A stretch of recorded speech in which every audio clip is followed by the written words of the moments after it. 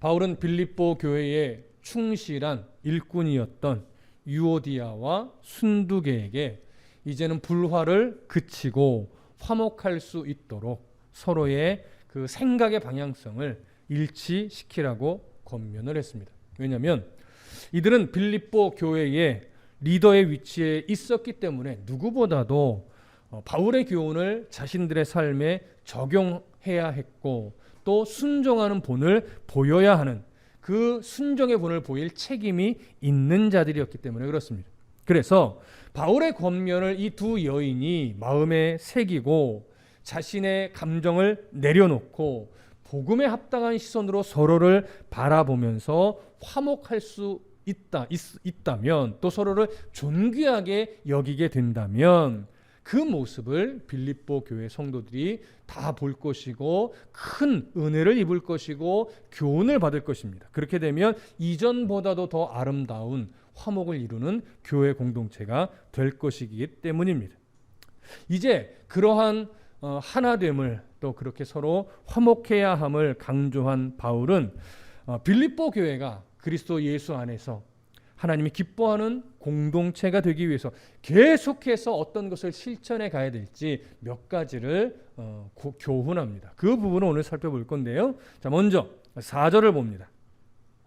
4절 함께 읽습니다. 시작. 주 안에서 항상 기뻐하라.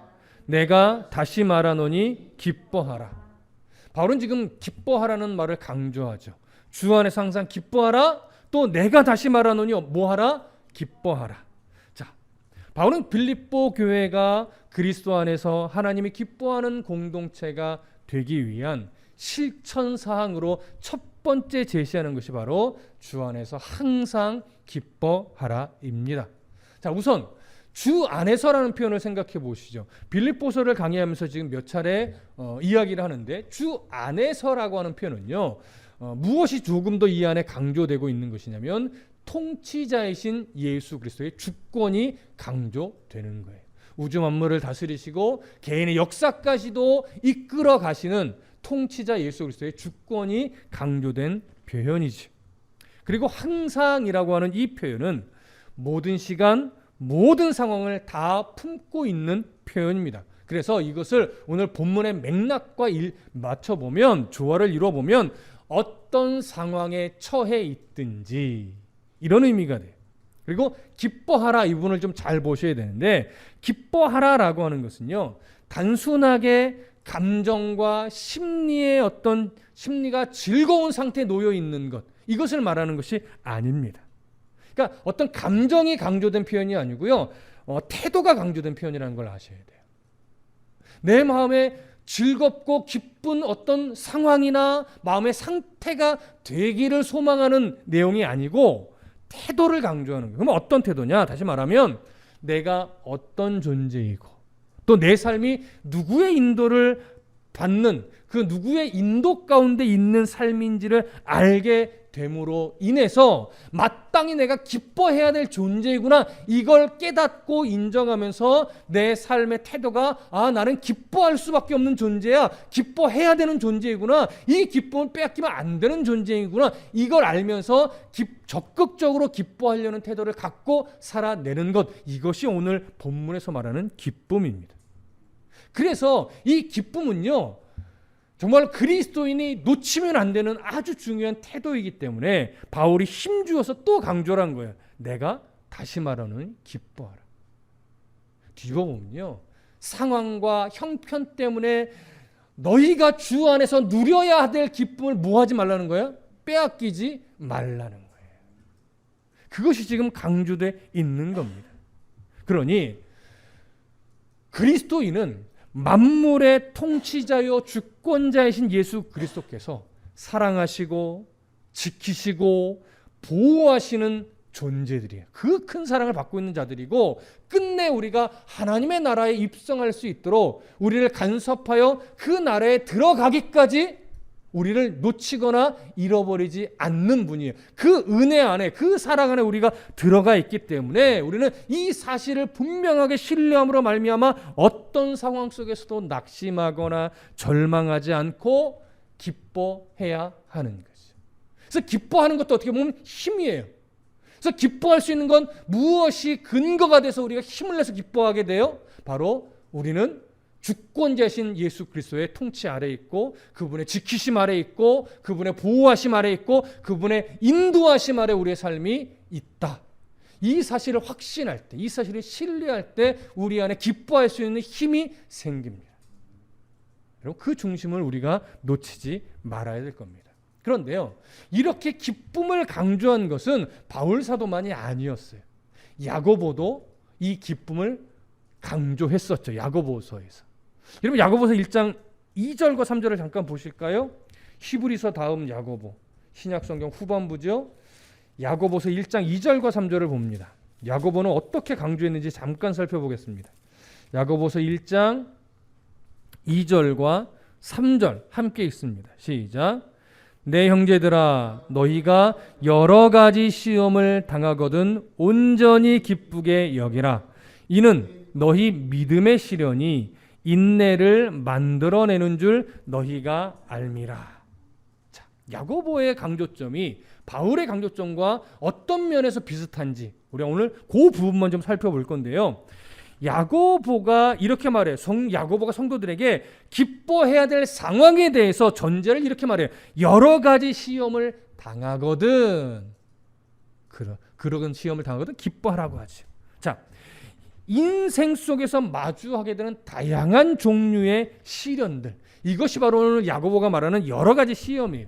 근데 이 시험은 시련으로 번역하는 것이 오히려 더 적당한데, 예수의 이름으로 인해서 오는 신앙적인 시련만을 의미하는 것이 아니라 말 그대로 신앙적인 또는 경제적인 또는 관계적인 모든 상황 속에서 타인 때문이든 나로 인해서 생겨난 것이든 원치 않게 겪어야만 하는 모든 시련을 다 의미합니다. 야고보는 이런 위협적인 시련이 내 앞에 놓일 때마다 온전히 기쁘게 여기라고 권면했죠. 사실 우리는 압니다. 이 권면이 얼마나 하기 어려운 권면인지. 여러분, 감당하기 힘든 위협적인 시련이 수시로 계속해서 반복적으로 찾아온다면, 여러분, 그런 정말로 그 버거운 또 연속된 시련 앞에서 어느 누가 감사하며 기뻐할 수 있겠습니까? 그럴 수 있는 성도는 그리 흔하지 않을 겁니다. 그럼에도 야고보는 명령을 사용해서 온전히 기쁘게 여기라고 말합니다. 야고보가 말하고 있는 그 기쁨도요, 결국은 세상에 대한 초연함에서 오는 기쁨을 말하는 것은 아닙니다. 사실 우리는 끊임없이 하나님 앞에 인생 속에 질문하죠. 하나님, 왜 성도에게 고난을 허락하십니까? 왜 끊임없이 내가 예배하고 기도하고 하나님 뜻에 합당하게 살려고 끊임없이 노력하는데 왜 여전히 내게 이런 어려움들은 사라지지 않습니까? 우리 끊임없이 사실 이런 질문하죠. 목회자도 해요. 자신의 일로도 하나님 앞에 질문하지만 성도들을 바라보면서도 이런 질문을 하나님께 늘 드려요. 도대체 하나님 언제까지? 하나님 왜? 무슨 이유로? 안타깝고 속상하니까. 그런데요, 그런 질문을 드릴 때마다 하나님은 늘 침묵하시더라고요. 야고보도 이런 질문에 속 시원하게 대답해 주지 않아요. 야고보는 그저 이런 상황을 바라보는 우리의 태도에 대해서만 교훈합니다. 그러면서 기뻐하라고 강조한 거예요. 자, 기뻐하라는 교훈 다음에 야고보가 어떤 말을 하냐면 이렇게 말해요. 이는 너희 믿음의 시련이 인내를 만들어내는 줄 너희가 알미라. 믿음의 시련이 인내를 만들어내기 때문에 너희들은 기뻐해야 된다라고 하는 거예요. 그러면 이 표현에서 우리가 오늘 놓치지 말고 하나만 볼 건데, 그 놓치지 말고 봐야 할 표현이 뭐냐면 믿음의 시련이라는 표현이에요. 야고보의 표현 중에 가장 중요한 부분, 믿음의 시련. 야고보가 말한 믿음의 시련이란 믿음이 있는지 없는지를 판단하기 위한 시련이 아니에요. 그걸 말하는 게 아니에요. 이거 오해하지 마셔야 돼요. 믿음의 시련이 인내를 만들어낸다 할 때 그 믿음의 시련은 너희들이 믿음이 있는지 없는지 내가 판단해 보기 위해서 시련을 주는 거야. 이거 아니에요, 여러분. 야고보가 말하고 있는 믿음의 시련은요, 이미 내가 가지고 있는 그 믿음을 더 깨끗하게, 더 성숙하게 하기 위해서 겪어야만 하는 시련을 말하는 거예요. 그러니까 결국 이런 믿음의 시련을 잘 받아내게 되면요, 어떤 은혜를 내가 가지게 되냐면 하나님의 나라를 소망하는 시선을 견고하게 가지게 돼요. 하나님의 나라를 머리로만 기대하던 신앙에서 하나님의 나라를 적극적으로 소망하고 그 나라의 시민권자답게 살아가는 그 힘이 생겨나요. 그것이 무엇에서부터 오느냐? 믿음의 시련을 주 안에서 견디는 과정에서 생겨나는 거예요. 그러면 그 하나님의 나라의 소망으로 인해서 우리가 이전과 다르게 더 적극적으로 그 믿음의 시련을 이겨내고 견디어내고 극복해내는 멋진 삶이 되는 거죠. 이 진리를 인생 속에서 깨닫게 되면 우리는 어떤 상황 속에서도 낙심하지 않을 힘이 생기고 절망하지 않고 기뻐할 수 있는 힘이 생기는 거예요. 이런 차원에서 본다면 바울과 야고보는 거의 동일한 의미를 가지고 기뻐하라고 교훈한 것이라고 말할 수 있지요. 자, 그렇다면 바울이나 야고보나 지금 동일한 어떤 시선과 맥락을 가지고 성도들에게 기뻐하라라고 강조하는데, 바울의 이 기뻐하라는 권면을 빌립보 교회 성도들이 들을 때 빌립보 성도들이 참 말은 쉽게 하시네요 라는 느낌으로 반응했을까요? 그렇지 않습니다. 빌립보 교회 성도들은요, 바울이 모든 상황 속에서 기뻐하라라는 말을 할 때 그것을 참 말이 쉽죠, 그게 됩니까? 이런 식으로 반응하지 않았어요. 왜냐하면 이 기뻐하라는 권면의 서신을 쓸 당시 바울의 상태가요, 결코 기뻐할 수 없는 상태였기 때문에 그래요. 그 상황 속에서 바울이 이미 기뻐하는 본을 보여주었기 때문에 그래요. 바울은 로마 감옥에 갇혀 있습니다. 그리고 곧 재판의 결과가 드러날 텐데, 재판의 결과에 따라 때로는 사형이 선고될 수도 있는 그런 상황이 있어요. 사실 두렵죠. 믿음으로 그렇지 않을 거야 라고 한다 하지만 사실 사형 선고가 떨어질 수도 있는 거거든요.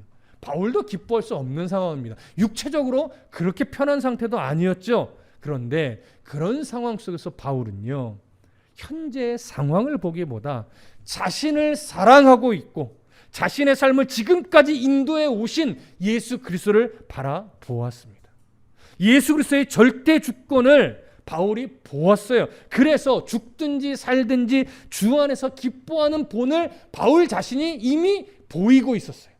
그 본을 보이면서 빌립보 성도들에게 주 안에서 항상 기뻐하라, 기뻐해야만 하는 너희들의 삶의 그 내용을 보고 기뻐하는 태도를 가지고 적극적으로 너희들 모든 상황 속에 기뻐해야 된다라고 말할 때 빌립보 성도들은요, 바로 그 권면에서 바울의 삶을 먼저 봐요.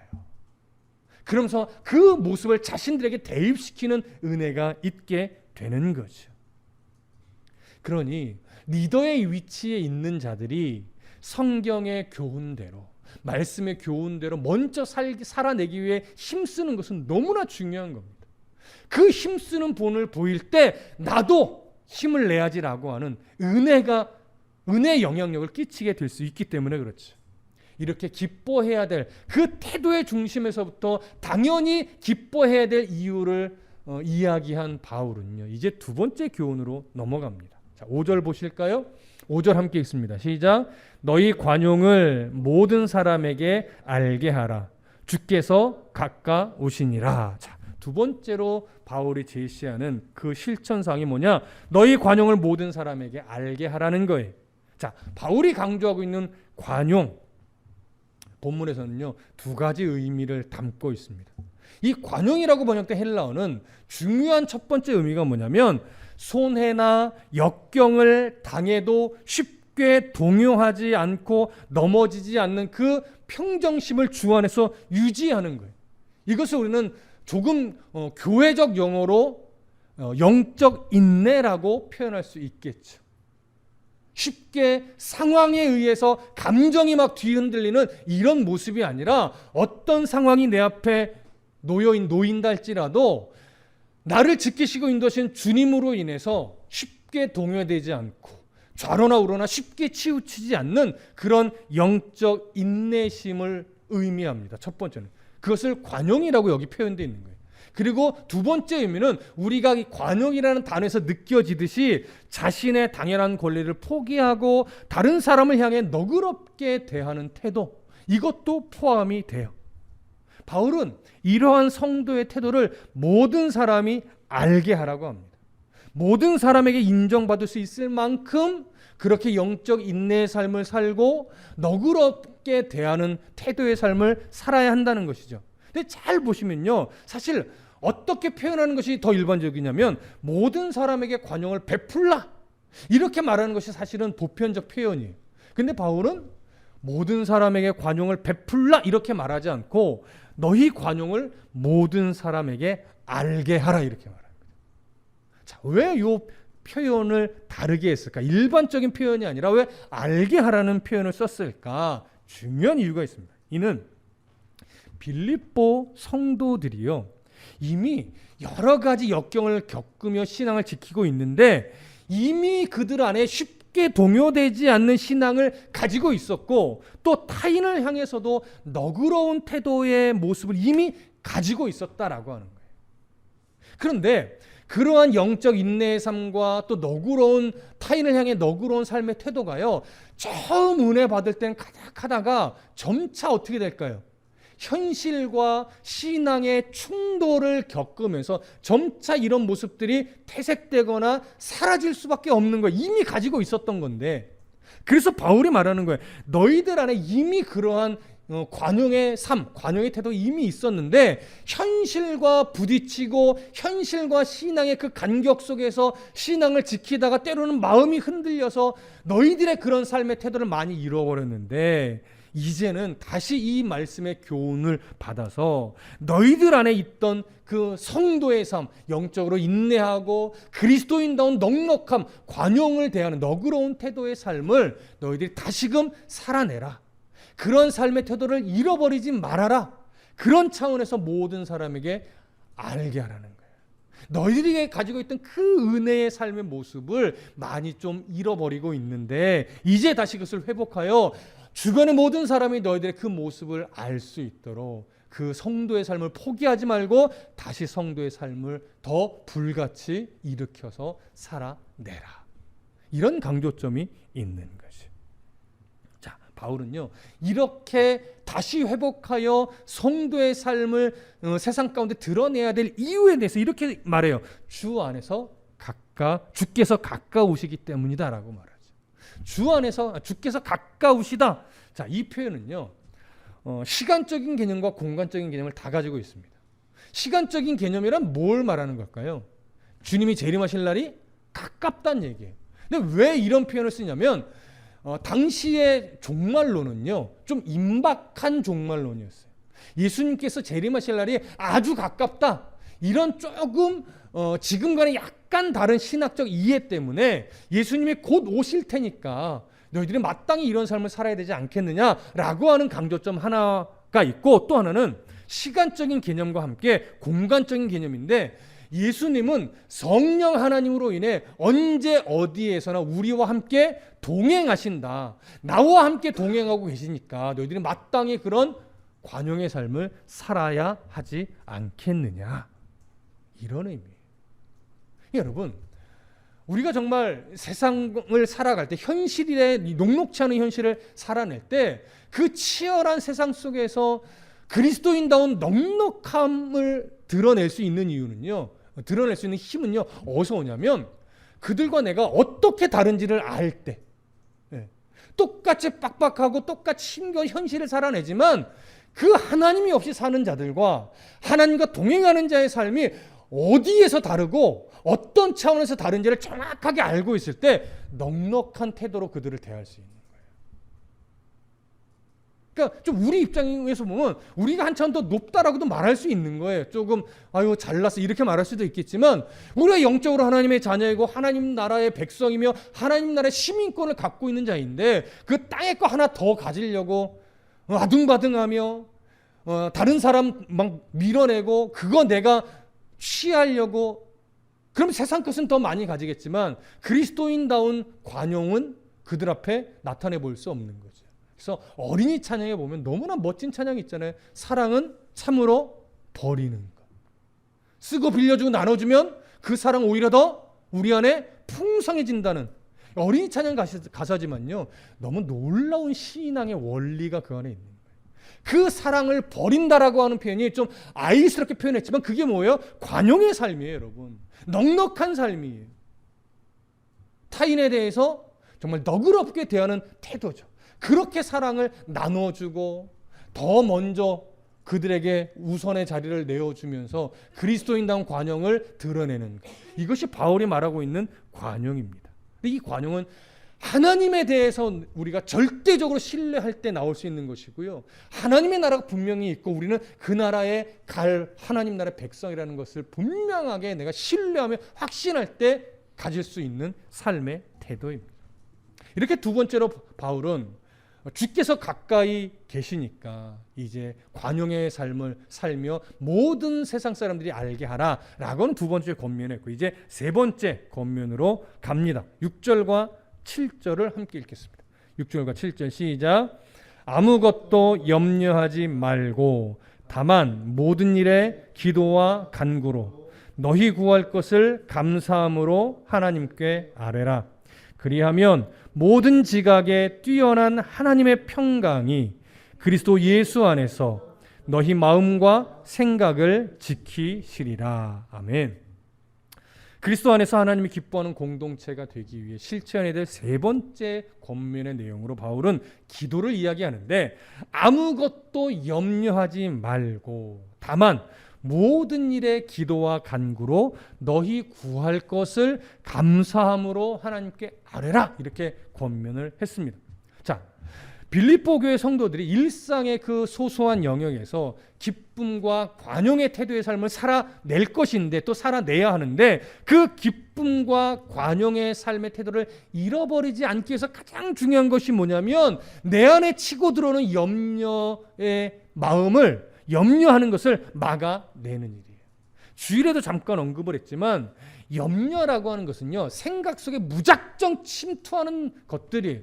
그래서 염려라고 하는 것이 생각 속으로 들어오는 것은 막을 수 없습니다. 근데 우리는 신앙 안에서 무엇을 막아낼 수 있냐면 그 염려에 사로잡히는 것. 이것은 믿음으로 막아낼 수 있는 일이에요. 그래서 바울이요 아무것도 염려하지 말라라고 하는 거예요. 그러니까 염려라고 하는 생각 자체를 하지 말라는 것이 아니라 염려에 사로잡히지 말라라고 하는 거예요. 염려에 사로잡히지 말라. 자, 그러면 염려에 사로잡히지 않는다. 염려를 막아낸다. 이게 무슨 의미냐? 염려라는 생각이 나타날 때요. 우리는 항상 무슨 생각에 사로잡히냐면 이 염려거리들, 이 근심거리들, 이 걱정거리들을 어떻게 해결할까? 어떻게 피해갈까? 어떻게 없앨까? 이 5만 가지 생각에 사로잡히기 시작하면요. 진짜 정신이 다 혼란스럽죠. 근데 그러한 염려들은요. 항상 우리를 속인다는 거예요. 우리를 속여요.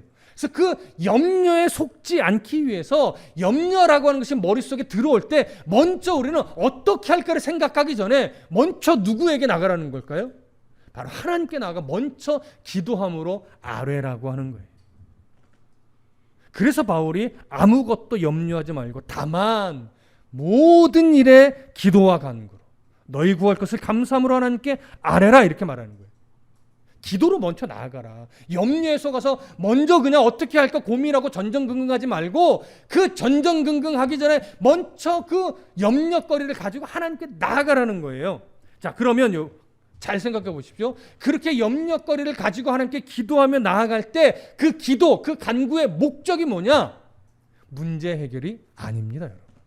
여기서 우리가 속는 거예요. 종교성에 속는 거예요.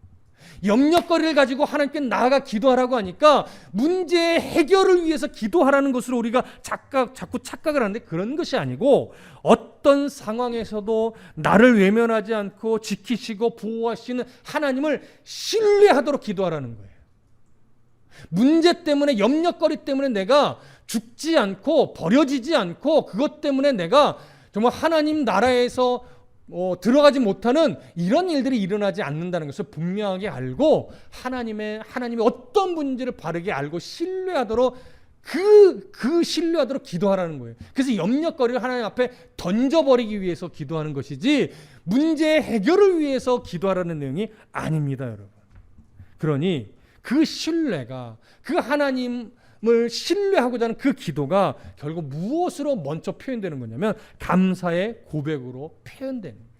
그래서 우리가 잘 아는 찬양 가사 중에 그리 아니하실지라도 감사해요, 이런 찬양 가사가 있잖아요. 바로 오늘 본문의 내용과 맥을 같이 하고 있는 가사입니다. 내가 기대하는 대로 상황이 해결되지 않을지라도 모든 것 위에 계신 하나님이 가장 좋은 길로 나의 삶을 인도하실 것입니다. 이것을 신뢰하는 거예요. 그 신뢰가 감사로 표현되는 것이고 그 신뢰가 감사의 기도로 드러나는 것이지.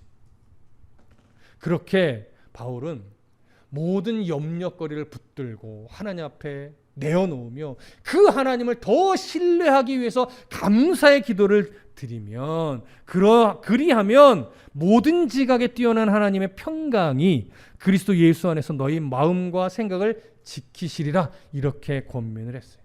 여기서 그리하면이라고 하는 거 조금 전에도 언급했지만 염려라는 생각이 나타날 때 염려에 속아서 전전긍긍하지 않고 오히려 감사함으로 하나님께 기도하며 나아가면 이런 의미가 되죠. 그러면 모든 지각에 뛰어난 하나님의 평강이, 이렇게 말하는데 여기 하나님의 평강이라는 의미는 무슨 말이냐면 하나님의 평강은요, 모든 이성, 모든 지성을 다 초월하여 계신 가장 높으신 하나님이 주시는 평안이라는 거예요. 무슨 말씀 이해되십니까? 우리는 자꾸 우리의 이성 안에 하나님을 자꾸 가두려고 해요. 하지만 하나님의 평강은 우리의 이성, 우리의 지성을 초월하여 계신 하나님의 평강이에요. 사람의 이성과 지성으로 절대 만들어낼 수 없는 평강이에요. 그러니 문제 앞에서, 염려 앞에서 그것을 붙들고 전전긍긍해서 혹여나 염려가 해결됐다고 생각해 보십시다. 그렇다고 해도 하나님이 주시는 그런 평안은 사람의 힘으로 만들어낼 수 없어요. 염려가 내가 원하는 데 해결됐다고 해서 하나님 평강이 오는 것이 아니라 염려라는 것이 해결되지 않는다 할지라도 나를 사랑하시고 나를 인도하시며 지키고 보호하실 그 하나님을 바라보고 그 하나님을 신뢰하면 염려거리와 상관없이 우리는 하나님의 평강을 내 삶에 누리며 살아갈 수 있는 그런 은혜가 주어진다라고 하는 거예요. 그러니 따라서 염려라는 생각이 나타날 때 염려에 속지 않고 감사함으로 하나님께 기도하면 예수님께서 성도의 마음과 생각을 지켜내어 하나님의 평강으로 가득 채워준다는 의미가 되는 거죠. 여러분, 우리의 마음과 우리의 또 생각은 사실 치열한 전쟁터와도 같습니다. 그래서 속된 말로 우리가 하루에 5만 가지 생각을 한다고 하죠. 근데 그건 실제적으로 연구에 의하면 실제로 5만 가지 생각을 한다고 해요. 그런데 그 5만 가지 생각의 대부분은 우리가 통제할 수 없는 것들이고 또 그 대부분은요, 쓸데없는 생각들도 참 많대요. 우리가 통제할 수 없는 생각들, 그리고 쓸데없는 생각들로 그 5만 가지 생각의 대부분이 가득 차 있다라고 하는 거예요. 예수님께서 우리의 생각을 지켜주시지 않으면 우리는 5만 가지 생각들로 인해서 늘 불안하고 늘 혼란에 빠져서 안정감 없는 삶을 살아갈 수밖에 없게 됩니다. 그러니 우리가 평안의 삶을 살아갈 수 있는 유일한 방법은 어떤 상황 속에서도 나를 외면하지 않고 지키며 보호하시는, 그리고 끝내 하나님의 나라를 이 나라에까지 인도해 가실 그 하나님의 간섭 안에서 그 하나님의 약속을 신뢰하는 것, 그것이 하나님의 평강을 누리는 유일한 방법이죠. 그 하나님을 신뢰하며 감사로 입술을 열어야 합니다. 그것이 기도예요. 문제 해결을 위해서 기도하는 것이 아닌 거죠. 불안과 염려를 그치고 이제는 신뢰의 기도로 나아가셔야 됩니다. 이제는 감사의 기도로 나아가셔야 됩니다. 이제는 맡기는 기도로 나아가셔야 됩니다. 바울의 당부처럼 온 우주 만물의 통치자이신 예수 그리스도의 주권을 우리가 분명하게 인정하고 적극적으로 우리가 기뻐해야 될 자임을 알아서 하나님의 나라에 대한 신뢰를 가지고 오늘도 우리들의 성도의 관용을 세상이 알도록 우리 안에 있는 이 믿음의 불씨를 다시 일으켜서 성도의 삶을 적극적으로 살아내셔야 됩니다. 그리고 그 성도의 삶을 방해하는 염려라는 것들이 우리 5만 가지 생각 속에 침투해 들어올 때 거기에 속아서 먼저 전전긍긍하는 인생이 아니라 아무리 힘겨운 상황이 계속해서 온다 할지라도 나를 사랑하시고 나를 인도하시고 지키시는 그 하나님을 신뢰함으로 먼저 감사의 기도를 드리는 것, 그것이 우리의 책임이요 역할입니다. 그러면 하나님께서 그 하나님의 평강으로 우리의 심령을 가득가득 채워 주실 겁니다. 마음과 생각을 지켜 주실 겁니다. 그 은혜를 하루하루 구체적으로 누리며 살아가는 성도의 삶이 되시기를 간절히 소망하고 축복합니다. 기도하겠습니다.